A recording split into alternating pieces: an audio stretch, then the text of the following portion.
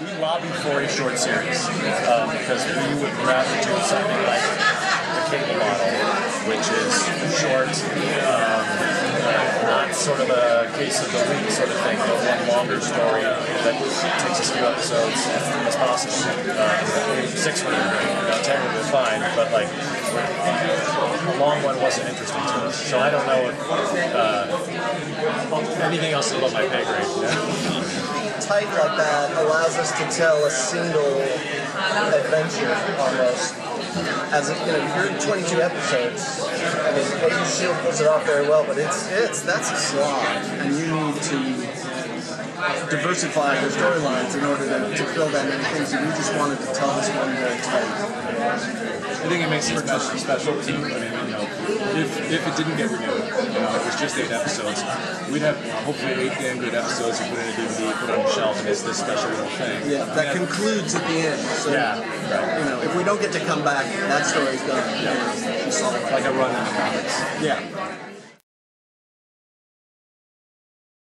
I mean, there's a mindset you have to sort of get into, like, we just don't necessarily know exactly the way our grandfathers and grandmothers thought in 1940, 496. Sometimes the biggest challenge is not writing cliched 1945 dialogue. Right. Hey, Jugger. That's right. We're going to keep the circus to it. It's because everything we know about that pretty much comes from old movies. Yeah. And, it's like, how do we get past that and make them people as opposed to wisecracking, fedora wearing? Almost no, but we can say that if you saw the short was basically Peggy Carter against a male-dominated workforce. That's certainly part of the story, but it turns out there were at least 2 million women that lived in New York in 1940. So we're going to find and as far as good and bad, it's just there's something. It almost seems like there's something still sort of reductive toward women if you only have a really good character and but they don't get to be bad, So I'm naming names, but it's nice to spread it all around. The idea would be that, it's based on a short that was on American 3 DVD that sort of is a de facto pilot, right? And so Peggy is back from the war and is back being a secret agent for the SSR, which is the war-bearer of S.H.I.E.L.D. But this is the interesting thing for us. Not unlike, say, the Rooms of the Riveters of the period, contributed a great deal during the war. The war's over in 1945, and then come back and say, thank you very much, we got it from here. And these women who made big contributions in different areas, and I've had an amazing last 18 months where I've contributed. You can't lose my job. Go back to the house. So it's the same thing with Peggy Carter. And that's one of the really interesting things I think we get to explore. It's not only the asking me, but like, how do I prove myself? Why was I so desperate to prove myself?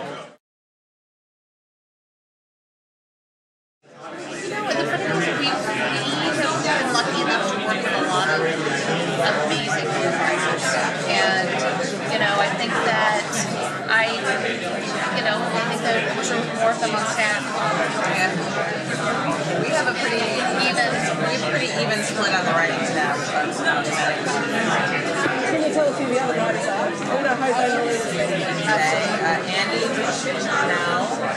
Michelle, Chris Dingus, we worked with on Grant Nicholson, Eric Pearson, who actually wrote the one shot, and Lindsay Allen's our chef. We really have talked about what her backstory is and how that influences who she is now. So that is something that we would get into at some point. With 8 episodes, we can't get into everything right away, but we definitely talked with Marcus McFeely, who wrote the pilot, who was Captain America. We talked about who she was and how that made her influence. I always think you want to give people a reason to want to come back.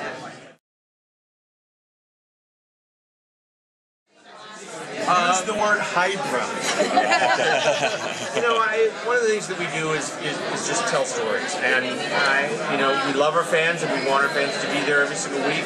But I think if you talk to any showrunner, they will say to you, if you start to make a show for the fans, you will veer horribly off to the left-hand side, and they will go, well, we didn't want that, we want this. So we're very lucky in that Jeff Bell and Jed Whedon and Richard Tangeron are excellent storytellers and showrunners and have an extraordinary writing staff, and I think what they're doing is coming up with something that's awesome. On the flip side, Tara and Michelle and Chris and Steve are coming up with a show in Carter that has its own unique flavor. Now, having said all of that, we left last season with Agent Carter. I'm sorry, we left last season with. It's like you've got the girlfriend in the bedroom next door. It's a little awkward sometimes. We left last season with Director Coulson having been given a directive, which is rebuild S.H.I.E.L.D., make it right. And so, one of the big questions for this season is what will I become? What will they become? What is S.H.I.E.L.D.? What is the responsibility for each of these characters as they go along? Now, at the same time, we have a unique opportunity in that we're going to have a second series, and in that second series, we're going to be able to explore how S.H.I.E.L.D. came together in the first place. The first S.H.I.E.L.D. agent, Peggy Carter, is going to be able to show us not only the world, but the why. And so there's a way to sort of bounce back and forth without it actually having to bounce back and forth. Did he say time travel? He did.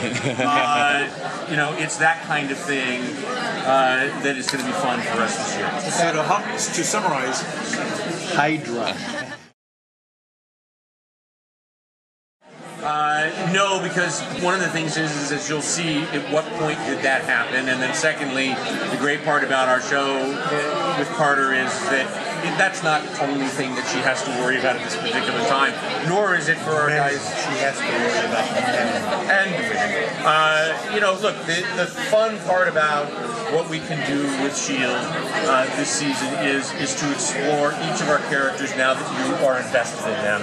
And that idea that we introduced last year, which is that you can't trust anyone, is something that will continue. And again, we don't know how far and how deep Hydra goes and whether or not there's still more cards to turn over because these guys are diabolical.